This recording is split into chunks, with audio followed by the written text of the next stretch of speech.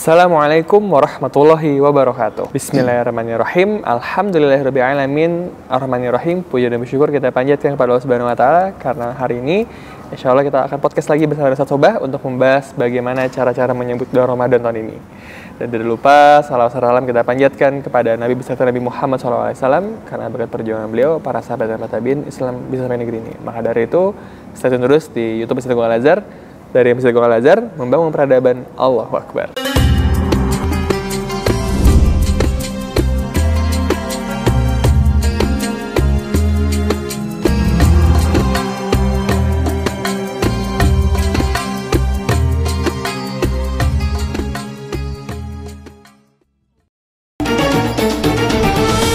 Assalamualaikum Ustaz. Sehat. Waalaikumsalam warahmatullahi wabarakatuh.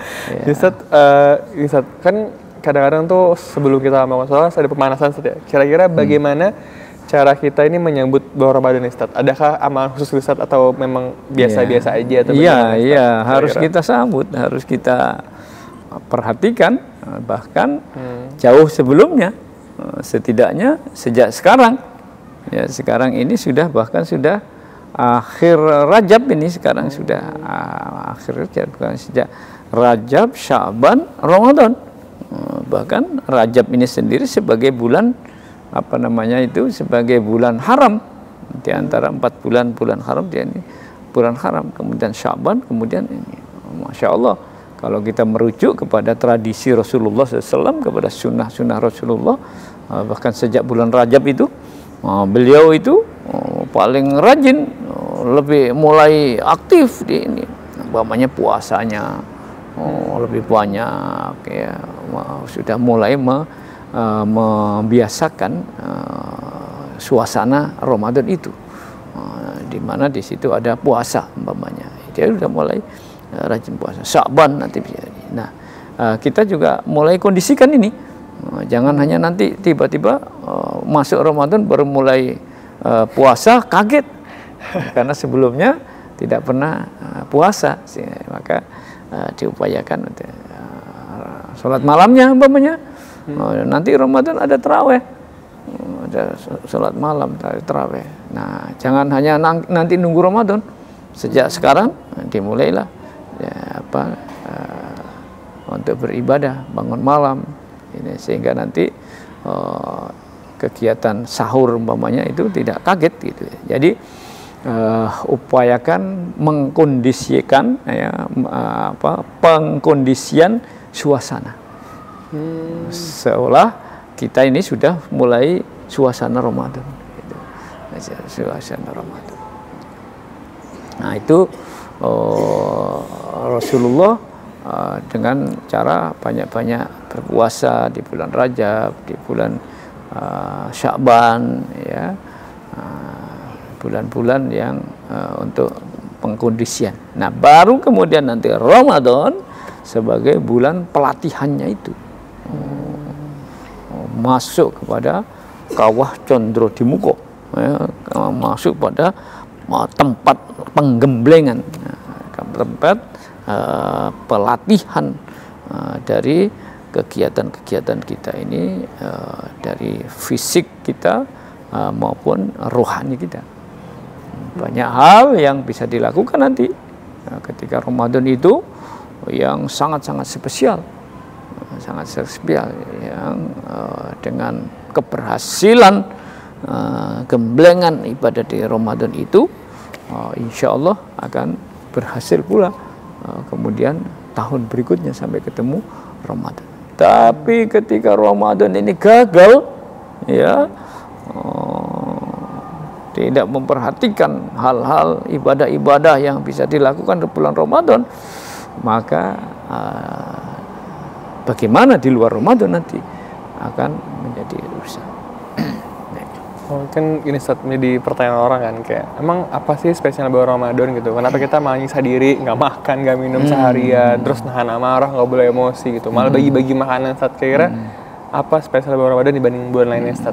Iya, syahrul Ramadan alladzi unzila fihil Qur'an hudal linnas wa bayyinatin minal huda wal furqan faman syahida minkum asy-syahra falyasum.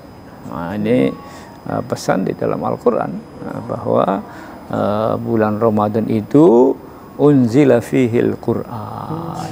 Ada apa ini? Ramadan kok menjadi isu aja? Ada Al-Quran. Bahwa Al-Quran itu diturunkan di bulan Ramadan. Dan Al-Quran inilah yang akan menjadi petunjuk bagi semua manusia. Hudan linnas. Nah, menjadi ada 3 di situ. Ada hudan, ada bayinat, kemudian ada furqan. Ya, menjadi sangat penting itu. Ada turun Al-Quran.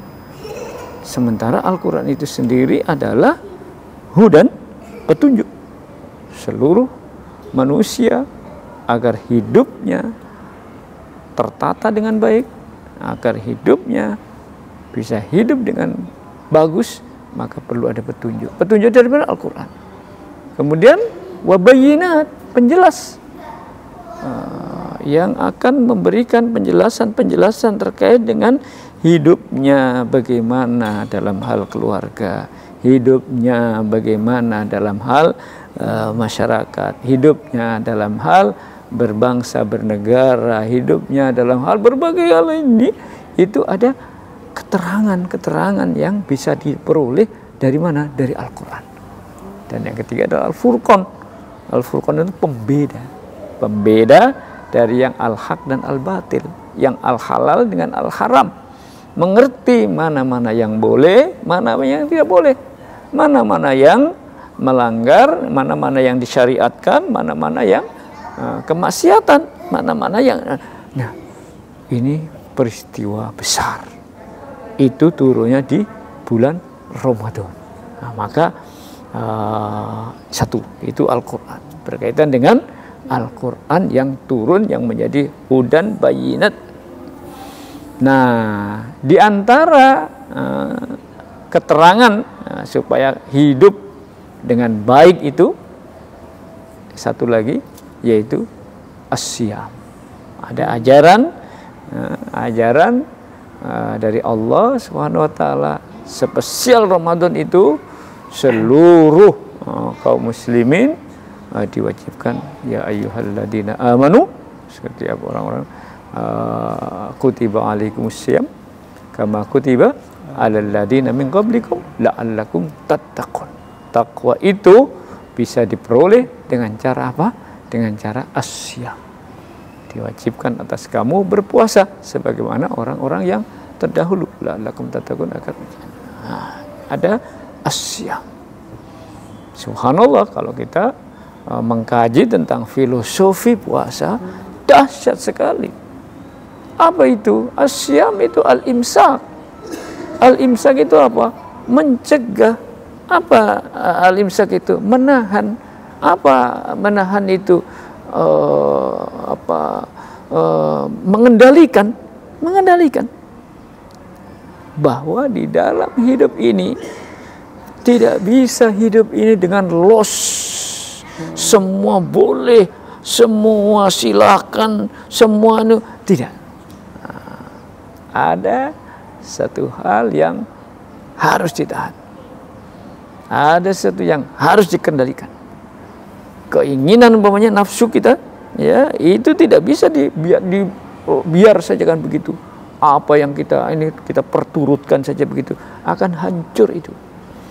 Nah, ada di bulan Ramadan itu ajaran yang sangat istimewa dari bulan-bulan yang lain yang disebut dengan as-siyam.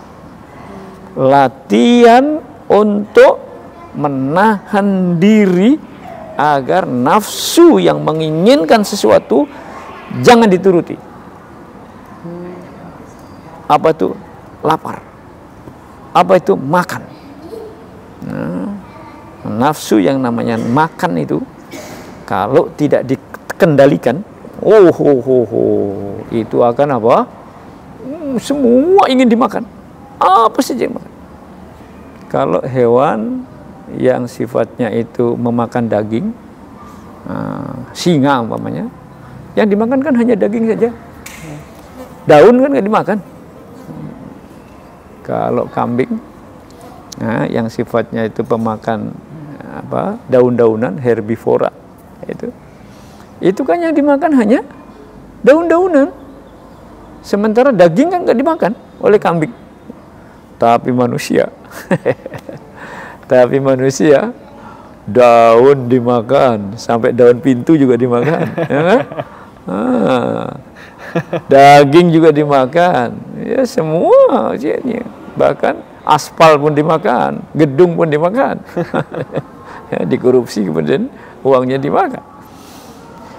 Jadi kalau memperturutkan hawa nafsunya, maka manusia ini tidak pernah berhenti untuk mempelajari. Nah, asyam itu adalah pelatihan untuk kemampuan mengekang, mengendalikan hawa nafsu. Disimbolkan dengan tidak boleh makan dan tidak boleh minum dan tidak berhubungan seks dengan istri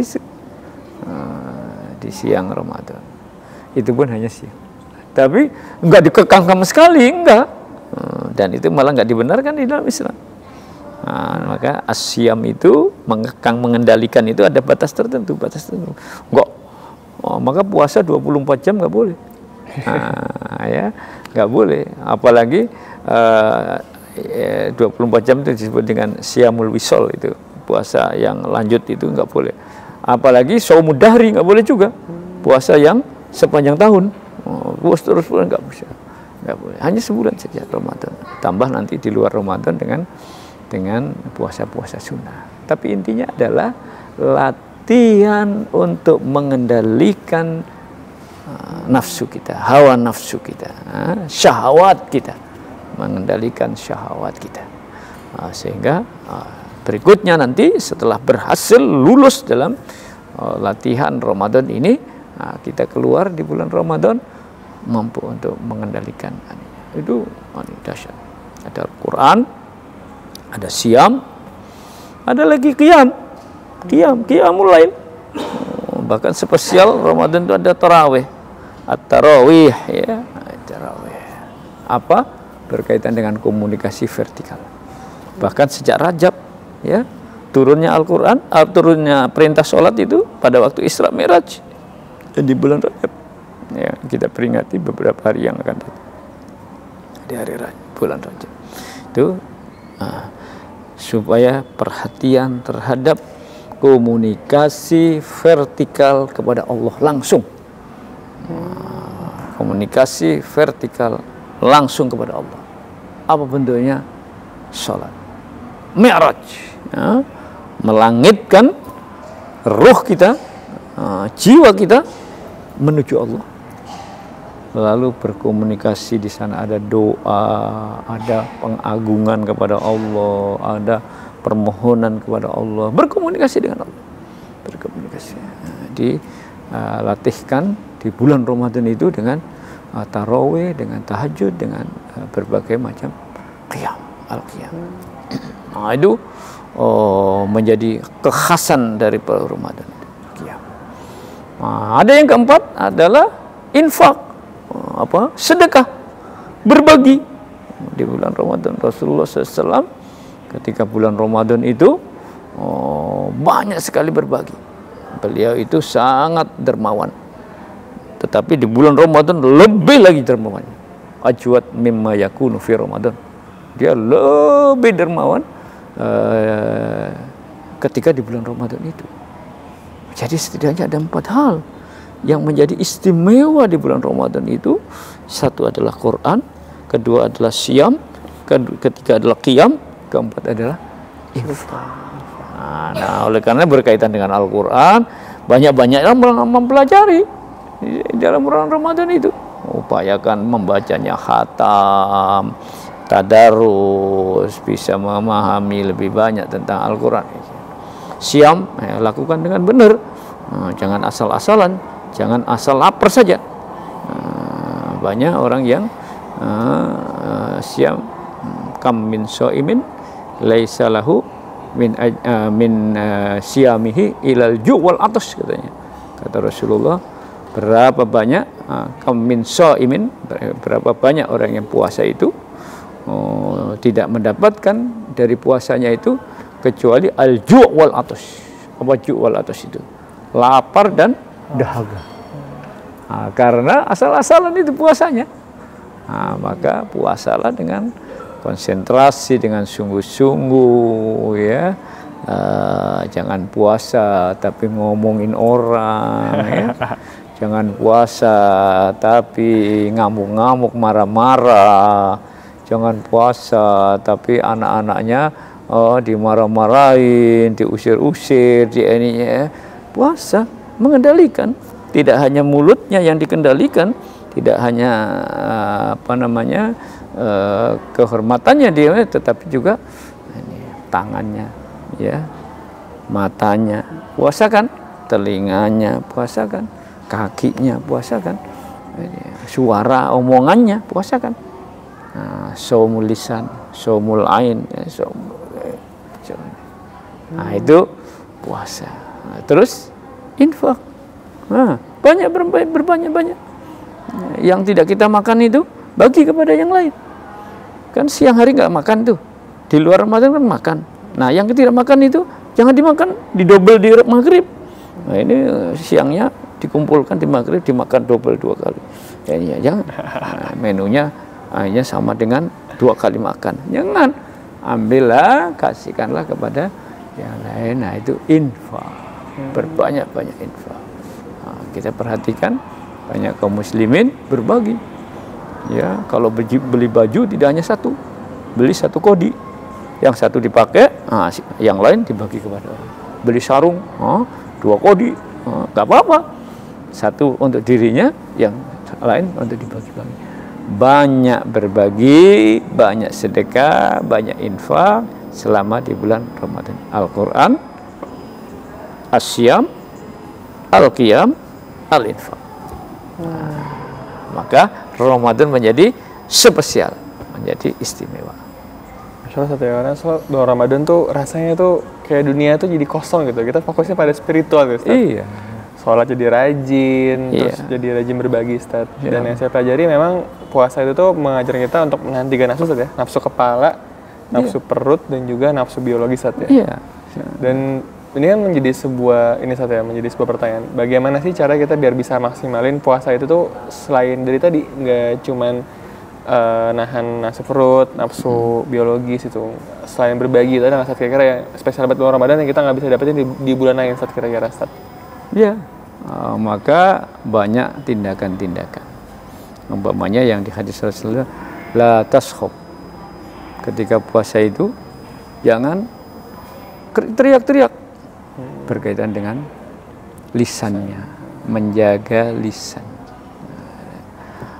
Kemudian wa in khasama akhadkum, kalau ada yang berupaya memusuhi, waqul inni shaim. Katakan saya sedang puasa. Ada yang melawan, ada yang memusuhi, jangan langsung dilawan, bilang shaim. Jadi ketika puasa itu tidak hanya perutnya, tetapi mulutnya dilatih demikian rupa. Fisiknya jangan digunakan untuk melawan, memusuhi, tapi ikut berpuasa. Bahkan ada petunjuk itu.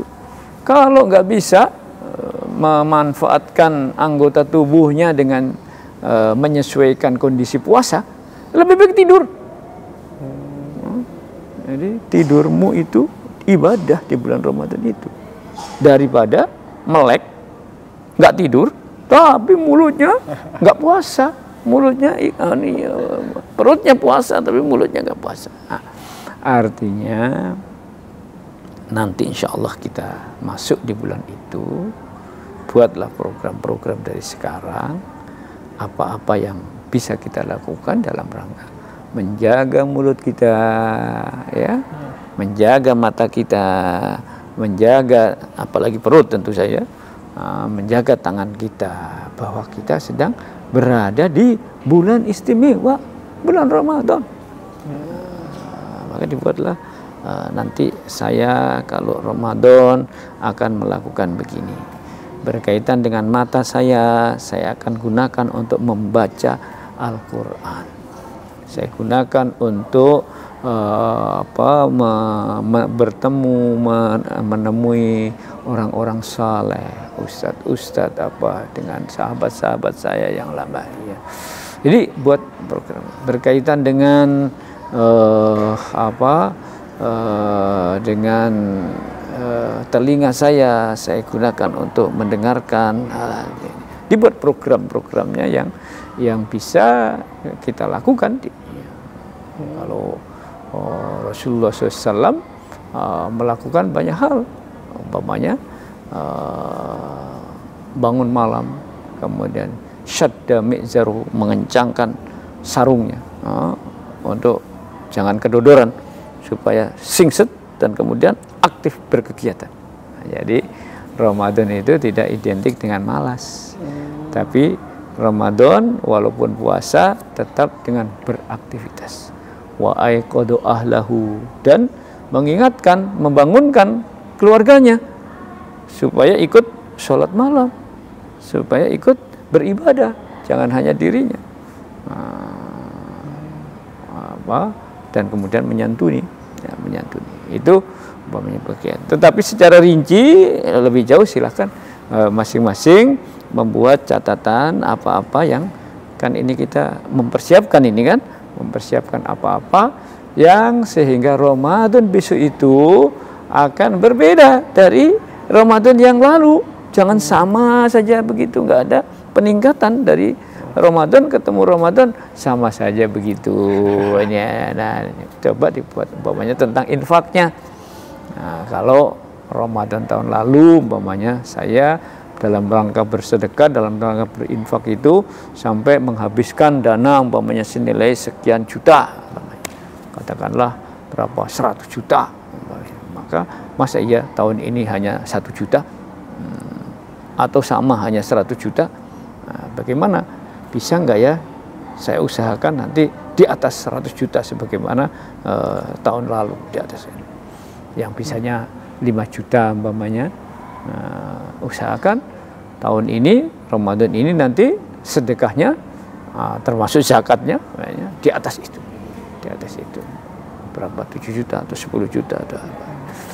Itu dalam upaya peningkatan supaya kegiatan Ramadan dari Ramadan ke Ramadan itu ada perkembangan kebaikan yang berbeda dengan tahun yang lalu. Masya Allah, berarti keren Sat ya. Berarti Ramadan itu adalah bulan untuk pengembangan diri Sat ya. Pengembangan diri untuk baca Quran, terus berpuasa menahan dari lapar dan juga menahan dari biologis dan juga menahan untuk gak nyakitin orang gitu Sat. Berbagi gitu Sat. Iya. Tapi Sat yang jadi pertanyaan adalah kan di bulan Ramadan ini juga kita nggak bisa memungkiri bahwa ada juga orang yang kerja Sat ya. Dan bagaimana cara mengimbangi antara pekerjaan dan bulan Ramadan kan ada yang sampai capek kerja, jadi alasannya dia nggak mau sholat tahajud karena kan dia kerja, itu juga ibadah gitu Ustaz. Apa bagaimana Ustaz kira-kira? Ya. Berpuasa tidak berarti meninggalkan kerja. Nah, berpuasa tidak berarti kemudian nganggur di rumah, ya. Tetapi biasakan bahwa puasa tidak mengganggu aktivitas kerja kita, tidak mengganggu kesibukan kita mencari nafkah untuk anak istri. Itu satu poin. Dan oleh karenanya, walaupun puasa tetap harus kerja, tetap harus keluar rumah, tetap harus kerja. Tentu diperhatikan, jangan sampai gara-gara kerja keluar, kehausan, masuk warung, mampir warung, minum, makan di situ. Jangan sampai begitu. Maka tahu dirilah bahwa hari itu, Ramadan itu kita sedang puasa. Maka ketika bekerjanya berat begitu, kurangi istirahat.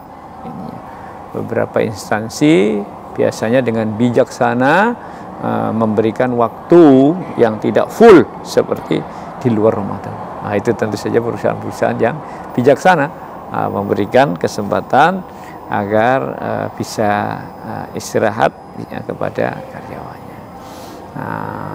Bagi yang tidak ada kantor, bekerja sendiri di aktivitasnya di sendiri, di tokonya sendiri, atur jadwalnya. Nah, supaya jangan sampai dalam rangka mencari uang, jangan mencari materi, tapi perintah puasa ini akhirnya batal. Ya, diatur sendiri. Nah, menyesuaikan itu saya kira sangat bijak. Ustaz, soalnya juga bulan Ramadan sebenarnya nggak ada alasan untuk nggak puasa ya, karena kecapean. Karena cuma bulan Ramadan dapat THR ya kan. Bulan Ramadan orderan banyak, Ustaz ya. Jadi sebenarnya tidak ada alasan karena capek itu dan kerja itu jadi untuk batal puasa saja. Karena ternyata berkah bulan Ramadan itu bisa menutupi itu semua, Ustaz ya. Nah, kira-kira bagaimana, Ustaz, pesan untuk ayah bunda abang kakak semua di rumah supaya bulan Ramadan ini jadi bulan Ramadan yang beda gitu dari tahun yang sebelumnya, Ustaz, yang menjadi maksimal, jadi semangat untuk menghadapinya, Ustaz. Mudah-mudahan ke depan Ramadan ini sangat istimewa. Nah, tentu ada tips-tips yang bisa kita lakukan, bahwa satu, ingat bulan itu adalah bulan suci, bulan itu adalah bulan Ramadan. Maka perhatikan antara kerja dan ibadah kita.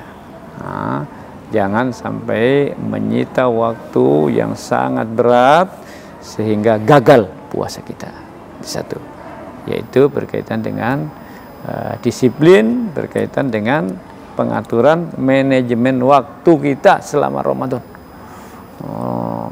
Puasa itu sendiri adalah pelajaran penting berharga dalam hal disiplin. Maka kita buatlah disiplinnya antara kerja dan puasa kita itu. Jadi satu. Yang kedua, ini Ramadan ini sebulan ini dalam setahun cuma sekali. Dan kalau kita sia-siakan, khawatir bahwa belum tentu Ramadan yang akan datang itu kita akan jumpa lagi, masih 1 tahun berikutnya.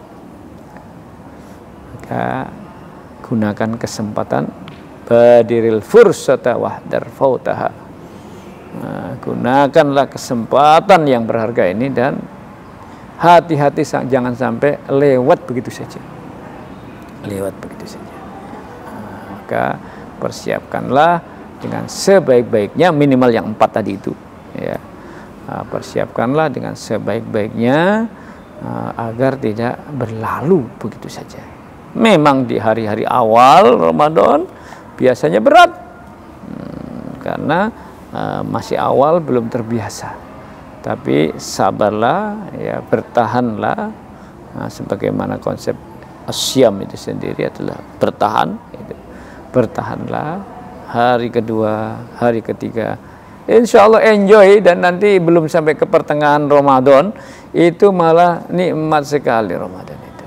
Hati rasanya menjadi bening, ya, bening, menjadi tulus, menjadi jernih hati kita itu.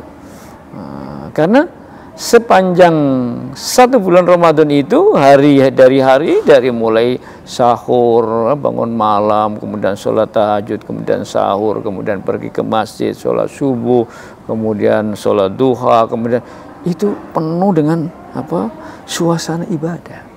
Semua penuh dengan suasana ibadah, sehingga rasanya kalau diibaratkan itu dosa-dosa itu kotoran-kotoran itu di rumah, berantakan kotoran itu rasanya itu kita sedang bersih-bersih, ya, kita sedang bersih-bersih rumah tangga kita gitu kalau sebenarnya. Nah, badan kita ini perlu satu itu bersih ini. Nah, puasa itu rasanya dengan amal-amalan soleh yang setidaknya 4 hal itu kotoran-kotoran itu lambat laun dari hari ke hari itu menyingkir, ya, menjadi bersih. Dosa-dosa kita. Maka benar kata Rasulullah SAW, barang siapa yang keluar dari Ramadan, kharaja min Ramadan, ka yaumin waladathu ummuhu, dia menjadi fitrah kembali bagaikan dia saat dilahirkan oleh orang tuanya. Waktu baru lahir belum ada dosa, bersih. Nah, sementara kita sekarang ini banyak dosa, masuk kepada training Ramadan. Di Ramadan telah digodok dengan berbagai kegiatan, sapu-sapu, bersih-bersih. Selesai Ramadan kita menjadi fitrah kembali. Maka dirayakan dengan istilah Idul Fitri, hari raya itu, dengan hari raya kemenangan, karena kita menang melawan hawa nafsu. Nah, saya kira itu ya beberapa yang bisa kita lakukan. Siap Ustaz, syukran Ustaz untuk hari ini. Makasih buat abang kakak ya bunda yang sudah nonton di YouTube Masjid Al-Azhar. Insya Allah menjadi berkah dan kebaikan bagi kita semua untuk mempersiapkan diri untuk Ramadan nanti, untuk membersihkan, bukan cuma membersihkan diri, tapi juga membersihkan hati dan seluruh dosa kita, dan semoga menjadi bulan untuk Allah mengampuni semua dosa-dosa kita. Makasih semuanya, jangan lupa untuk like, subscribe, dan share YouTube Masjid Al-Azhar kepada abang kakak ya bunda semuanya. Dan makasih. Kita tutup dengan doa kafaratul majelis. Subhanakallahumma wa bihamdika asyhadu an la ilaha illa anta astaghfiruka wa atubu ilaik. Dari Masjid Al-Azhar membangun peradaban. Allahu Akbar. Wassalamualaikum warahmatullahi wabarakatuh.